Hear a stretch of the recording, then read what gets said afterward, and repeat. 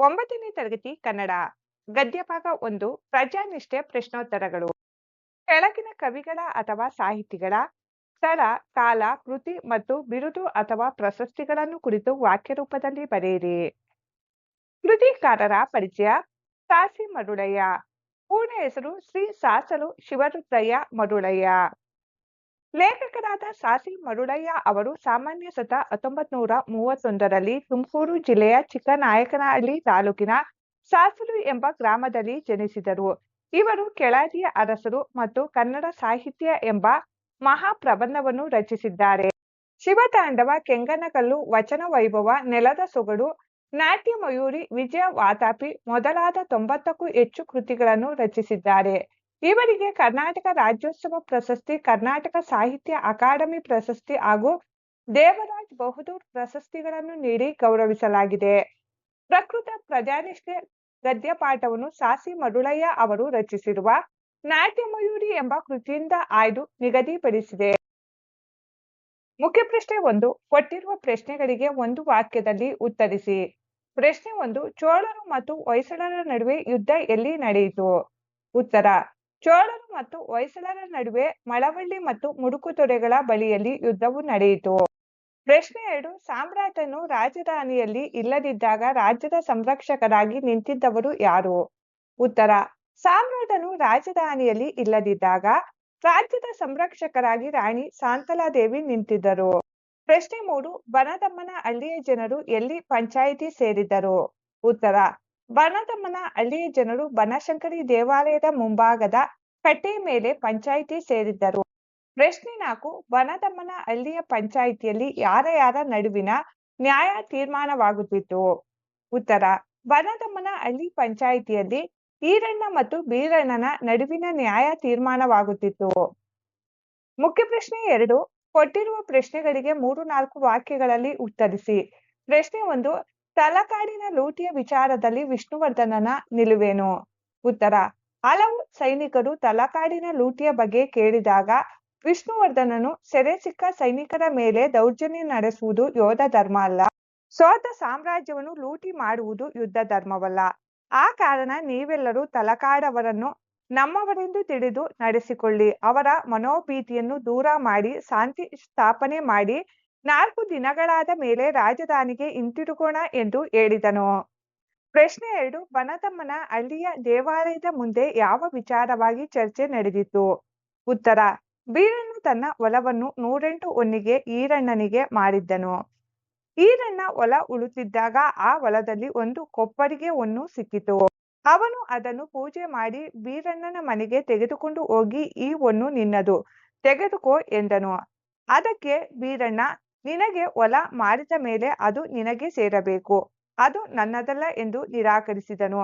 ಆ ವಿಚಾರವಾಗಿ ಬನದಮ್ಮನ ಹಳ್ಳಿಯ ದೇವಾಲಯದ ಮುಂದೆ ಚರ್ಚೆ ನಡೆದಿತ್ತು. ಪ್ರಶ್ನೆ 3. ದೇವದವರ ತೀರ್ಪಿನ ಬಗ್ಗೆ ಶಾಂತಲೆಯ ಅಭಿಪ್ರಾಯವೇನು?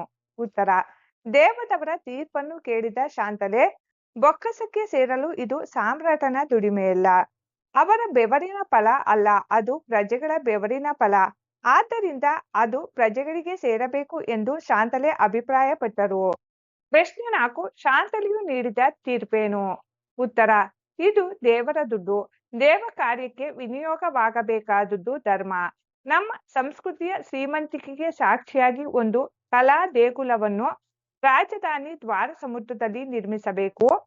ಅವಳಿ ದೇವಾಲಯಗಳ ಶಿಲ್ಪಕಲೆ ಹೊಯ್ಸಳರ ಶೈಲಿಗೆ ಮಾದರಿಯಾಗಿರಬೇಕು. ಒಂದು ಕಲಾಪೂರ್ವಕ ದೇವಾಲಯಕ್ಕಾಗಿ ಈ ಹೊನ್ನು ವಿನಿಯೋಗವಾಗಲಿ. ಆ ದೇವಾಲಯಗಳನ್ನು ಕೇತುಮಲ್ಲ ನಾಯಕರ ಹೆಸರಿನಲ್ಲಿ ಕಟ್ಟಬೇಕು ಎಂದು ಶಾಂತಲೆ ತೀರ್ಪು ನೀಡಿದಳು. ಮುಖ್ಯ ಪ್ರಶ್ನೆ 4. ಕೊಟ್ಟಿರುವ ಪ್ರಶ್ನೆಗಳಿಗೆ 8-10 ವಾಕ್ಯಗಳಲ್ಲಿ ಉತ್ತರಿಸಿ.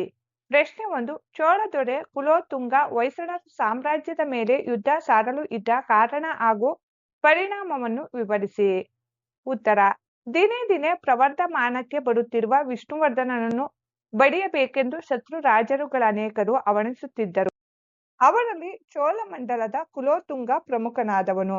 ಕುಲೋತ್ತುಂಗ ಪ್ರಚಂಡ ಆಶಾವಾದಿ, ಅಖಂಡ ಭಾರತ ಖಂಡದ ಒಡೆತನವನ್ನು ಬಯಸುತ್ತಿದ್ದ ದುರಾಸಾ ಪಿಶಾಚಿ. ಗಂಗ ಸಾಮ್ರಾಜ್ಯವನ್ನು ತನ್ನ ವಶ ಮಾಡಿಕೊಳ್ಳಲೆಂದು ಆಶಿಸಿ ಆದಿಯಾಮನನ್ನು ಪ್ರಚೋದಿಸಿ ದ್ವಾರ ಸಮುದ್ರದ ಮೇಲೆ ಕಳುಹಿಸಿದ. ಇದನ್ನು ಗುಪ್ತಚರರಿಂದ ತಿಳಿದ ಹೊಯ್ಸಳೇಶ್ವರನು ಸಕಲ ಸೇನಾ ಸಮೇತನಾಗಿ ಯುದ್ಧಕ್ಕೆ ಸನ್ನದ್ಧನಾದನು. ದ್ವಾರ ಸಮುದ್ರದ ಸೇನೆ ತಲಕಾಡಿನ ಕಡೆಗೆ ಚೈತ್ರಯಾತ್ರೆ ಹೊರಟಿತು. ಮಳವಳ್ಳಿ ಮತ್ತು ಮುಡುಕು ತೊರೆಗಳ ಬಳಿಯಲ್ಲಿ ಘನಘೋರ ಯುದ್ಧ ನಡೆದು ಹೊಯ್ಸಳೇಶ್ವರ ಕೈ ಮೇಲಾಗಿ ಚೋಳ ಸೇನೆ ಕಂಗಾಲಾಯಿತು. ಆದಿಯಾಮ ಯುದ್ಧದಲ್ಲಿ ಮಡಿದ. ಅವನ ಸತ್ತ ಸುದ್ದಿ ತಿಳಿಯುತ್ತಲೇ ಚೋಳ ಸೇನೆ ದಿಕ್ಕಾಪಾಲಾಗಿ ಓಡಿತು.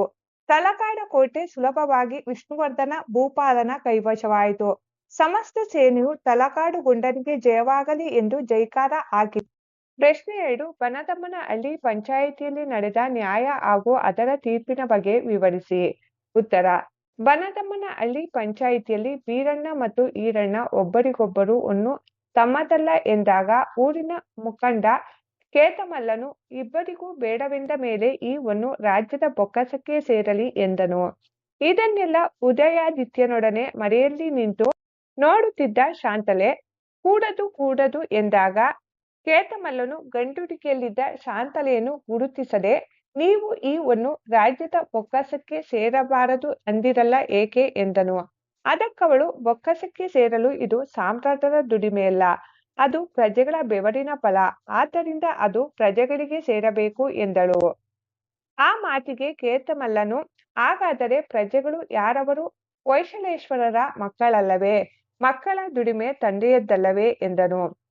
ಅವನ ವಾದವನ್ನು ಕೇಳಿದ ಶಾಂತಲೆ, ನಿಮ್ಮ ಊರಿನ ಹಣ ನಿಮ್ಮ ಊರಿಗೆ ವಿನಿಯೋಗವಾಗಲಿ ಎಂದಳು. ನಂತರ ಉದಯಾದಿತ್ಯನು ಗಂಡುಡಿಕೆಯಲ್ಲಿರುವುದು ಶಾಂತಲಾದೇವಿ ಎಂದು ತಿಳಿಸಿದ. ನಂತರ ಎಲ್ಲರೂ ಅವರಿಗೆ ತಮ್ಮ ಭಕ್ತಿ ಸಮರ್ಪಿಸಿದರು. ನಂತರ ಊರಿನ ಜನ ತಮಗೆ ಆ ಒನ್ನಿನ ಅವಶ್ಯಕತೆ ಇಲ್ಲ, ಅದು ರಾಜ್ಯದ ಕ್ಷೇಮಕ್ಕೆ ಮೀಸಲು ಎಂದಾಗ ಆಗ ಶಾಂತಲಾದೇವಿಯು, ಇದು ದೈವದ ದುಡ್ಡು, ದೇವ ಕಾರ್ಯಕ್ಕೆ ವಿನಿಯೋಗವಾಗಬೇಕಾದುದು ಧರ್ಮ. ಹಾಗಾಗಿ ರಾಜಧಾನಿ ದ್ವಾರ ಸಮುದ್ರದಲ್ಲಿ ಹೊಯ್ಸಳೇಶ್ವರ ಶೈಲಿಯ ಮಾದರಿಯಲ್ಲಿ ಅವಳಿ ದೇವಾಲಯ ನಿರ್ಮಾಣಕ್ಕಾಗಿ ಈ ಒನ್ನು ವಿನಿಯೋಗವಾಗಲಿ ಎಂಬ ತೀರ್ಪು ನೀಡಿದಳು. ಮುಖ್ಯ ಪ್ರಶ್ನೆ 4. ಸಂದರ್ಭ ಸಹಿತ ಸ್ವಾರಸ್ಯವನ್ನು ವಿವರಿಸಿ. ವಾಕ್ಯ 1. ತಲಕಾಡು ಗೊಂಡರಿಗೆ ಜಯವಾಗಲಿ. ಆಯ್ಕೆ: ಈ ವಾಕ್ಯವನ್ನು ಶಾಸಿ ಮರುಳಯ್ಯ ಅವರು ರಚಿಸಿರುವ ನಾಟ್ಯ ಮಯೂರಿ ಎಂಬ ಕೃತಿಯಿಂದ ಆಯ್ದ ಪ್ರಜಾನಿಷ್ಠೆ ಎಂಬ ಗದ್ಯಪಾಠದಿಂದ ತೆಗೆದುಕೊಳ್ಳಲಾಗಿದೆ. ಸಂದರ್ಭ: ವಿಷ್ಣುವರ್ಧನನು ಕುಲೋತ್ತುಂಗ ಚೋಳನ ದಂಡನಾಯಕ ಆದಿಯಾಮನನ್ನು ಯುದ್ಧದಲ್ಲಿ ಸೋಲಿಸಿ ತಲಕಾಡನ್ನು ವಶಪಡಿಸಿಕೊಂಡ ಸಂದರ್ಭದಲ್ಲಿ ಸಮಸ್ತ ಸೈನ್ಯವು ವಿಷ್ಣುವರ್ಧನನಿಗೆ ತಲಕಾಡು ಗೊಂಡನಿಗೆ ಜಯವಾಗಲಿ ಎಂಬ ಬಿರುದನ್ನು ನೀಡಿ ಜೈಕಾರವನ್ನು ಹಾಕುವಾಗ ಮೇಲ್ಕಂಡ ಮಾತು ಬಂದಿದೆ. ಸ್ವಾರಸ್ಯ: ಇಲ್ಲಿ ವಿಷ್ಣುವರ್ಧನ ತಲಕಾಡನ್ನು ವಶಪಡಿಸಿಕೊಂಡ ನಂತರ ಸೈನಿಕರ ವಿಜಯೋತ್ಸಾಹ ಸ್ವಾರಸ್ಯಕರವಾಗಿ ವ್ಯಕ್ತಗೊಂಡಿದೆ. ವಾಕ್ಯ 2. ಸೆರೆಸಿಕ್ಕ ಸೈನಿಕರ ಮೇಲೆ ದೌರ್ಜನ್ಯ ನಡೆಸುವುದು ಯೋಧ ಧರ್ಮವಲ್ಲ. ಆಯ್ಕೆ: ಈ ವಾಕ್ಯವನ್ನು ಶಾಸಿ ಮರುಳಯ್ಯ ಅವರು ರಚಿಸಿರುವ ನಾಟ್ಯ ಮಯೂರಿ ಎಂಬ ಕೃತಿಯಿಂದ ಆಯ್ದ ಪ್ರಜಾನಿಷ್ಠೆ ಎಂಬ ಗದ್ಯಪಾಠದಿಂದ ತೆಗೆದುಕೊಳ್ಳಲಾಗಿದೆ. ಸಂದರ್ಭ: ವಿಷ್ಣುವರ್ಧನನು ಕುಲೋತ್ತುಂಗ ಚೋಳನ ದಂಡನಾಯಕ ಆದಿಯಾಮನನ್ನು ಯುದ್ಧದಲ್ಲಿ ಸೋಲಿಸಿ ತಲಕಾಡನ್ನು ವಶಪಡಿಸಿಕೊಂಡ ಸಂದರ್ಭದಲ್ಲಿ ಹಲವು ಸೈನಿಕರು ತಲಕಾಡು ನಗರವನ್ನು ಲೂಟಿ ಮಾಡಬೇಕೆಂದು ಇಚ್ಛಿಸಿದ ಸಂದರ್ಭದಲ್ಲಿ ಪ್ರಜಾಪಾಲಕನಾದ ವಿಷ್ಣುವರ್ಧನನು ಸೈನಿಕರಿಗೆ ಸೆರೆಸಿಕ್ಕ ಸೈನಿಕರ ಮೇಲೆ ದೌರ್ಜನ್ಯ ನಡೆಸುವುದು ಯೋಧ ಧರ್ಮವಲ್ಲ ಎಂದು ಮೇಲ್ಕಂಡಂತೆ ಹೇಳುತ್ತಾನೆ. ಸ್ವಾರಸ್ಯ: ಇಲ್ಲಿ ವಿಷ್ಣುವರ್ಧನನಲ್ಲಿದ್ದ ಮಾನವೀಯ ಗುಣ ಹಾಗೂ ಪ್ರಜಾಹಿತ ಚಿಂತನೆ ಸ್ವಾರಸ್ಯಕರವಾಗಿ ವ್ಯಕ್ತಗೊಂಡಿದೆ. ವಾಕ್ಯ 3. ತಾಂಬೂಲ ಉಗಿದ ಮ್ಯಾಲೆ ಮತ್ತೆ ಎತ್ತಿ ಬಾಯ್ಗಾಕೊಳ್ಳೋ ಕೆಟ್ಟತನ ಬ್ಯಾಡ. ಆಯ್ಕೆ: ಈ ವಾಕ್ಯವನ್ನು ಶಾಸಿ ಮರುಳಯ್ಯ ಅವರು ರಚಿಸಿರುವ ನಾಟ್ಯ ಮಯೂರಿ ಎಂಬ ಕೃತಿಯಿಂದ ಆಯ್ದ ಪ್ರಜಾನಿಷ್ಠೆ ಎಂಬ ಗದ್ಯಪಾಠದಿಂದ ತೆಗೆದುಕೊಳ್ಳಲಾಗಿದೆ. ಸಂದರ್ಭ: ಈರಣ್ಣ ಬೀರಣ್ಣನಿಂದ ಕೊಂಡುಕೊಂಡ ಹೊಲದಲ್ಲಿ ಉಳುತ್ತಿದ್ದಾಗ ಅಲ್ಲಿ ಒಂದು ಕೊಪ್ಪರಿಗೆ ಒನ್ನು ಸಿಕ್ಕಿತು. ಈರಣ್ಣ ಅದನ್ನು ಪೂಜೆ ಮಾಡಿ ಬೀರಣ್ಣನ ಮನೆಗೆ ತೆಗೆದುಕೊಂಡು ಹೋಗಿ, ಈ ಒನ್ನು ನಿನ್ನದು, ತೆಗೆದುಕೋ ಎಂದನು. ಆ ಸಂದರ್ಭದಲ್ಲಿ ಬೀರಣ್ಣ, ನಿನಗೆ ಹೊಲ ಮಾಡಿದ ಮೇಲೆ ಅದು ನಿನಗೆ ಸೇರಬೇಕು, ಅದು ನನ್ನದಲ್ಲ. ತಾಂಬೂಲ ಉಗಿದ ಮೇಲೆ ಮತ್ತೆ ಎತ್ತಿ ಬಾಯಿಗೆ ಹಾಕಿಕೊಳ್ಳೋ ಕೆಟ್ಟತನ ಬೇಡ ಎಂದು ನಿರಾಕರಿಸುವಾಗ ಈ ಮಾತನ್ನು ಹೇಳುತ್ತಾನೆ. ಸ್ವಾರಸ್ಯ: ಈ ಸಂದರ್ಭದಲ್ಲಿ ಈರಣ್ಣ ಮತ್ತು ಬೀರಣ್ಣ ಇವರಿಬ್ಬರಲ್ಲಿದ್ದ ನಿಸ್ವಾರ್ಥತೆ, ದುರಾಸೆ ಇಲ್ಲದ ಧರ್ಮಪರತೆ ಸ್ವಾರಸ್ಯಕರವಾಗಿ ಮೂಡಿಬಂದಿದೆ. ಮುಖ್ಯ ಪ್ರಶ್ನೆ 5. ಬಿಟ್ಟ ಸ್ಥಳದಲ್ಲಿ ಸೂಕ್ತ ಪದವನ್ನು ತುಂಬಿ. ವಾಕ್ಯ 1. ದ್ವಾರ ಸಮುದ್ರದ ಸೇನೆ ಡ್ಯಾಶ್ ಕಡೆಗೆ ಚೈತ್ರಯಾತ್ರೆ ಹೊರಟಿತು. ಉತ್ತರ ತಲಕಾಡಿನ. ದ್ವಾರ ಸಮುದ್ರದ ಸೇನೆ ತಲಕಾಡಿನ ಕಡೆಗೆ ಚೈತ್ರಯಾತ್ರೆ ಹೊರಟಿತು. ವಾಕ್ಯ 2.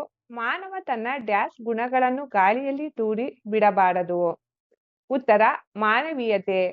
ಮಾನವ ತನ್ನ ಮಾನವೀಯತೆ ಗುಣಗಳನ್ನು ಗಾಳಿಯಲ್ಲಿ ತೂರಿ ಬಿಡಬಾರದು. ವಾಕ್ಯ 3. ನಿಮ್ಮ ಊರಿನ ಹಣ ನಿಮ್ಮೂರಿನ ಡ್ಯಾಶ್ ವಿನಿಯೋಗವಾಗಲಿ. ಉತ್ತರ ಏಳಿಗೆಗಾಗಿ. ನಿಮ್ಮ ಊರಿನ ಹಣ ನಿಮ್ಮೂರಿನ ಏಳಿಗೆಗಾಗಿ ವಿನಿಯೋಗವಾಗಲಿ. 4. ಬನದಮ್ಮನ ಹಳ್ಳಿಯ ಜನರಿಗೆ ಡ್ಯಾಶ್ ಒಂದೇ ಮೆಟ್ಟಿಲಿನಲ್ಲಿ ಉಳಿಯಿತು. ಉತ್ತರ ಸ್ವರ್ಗ.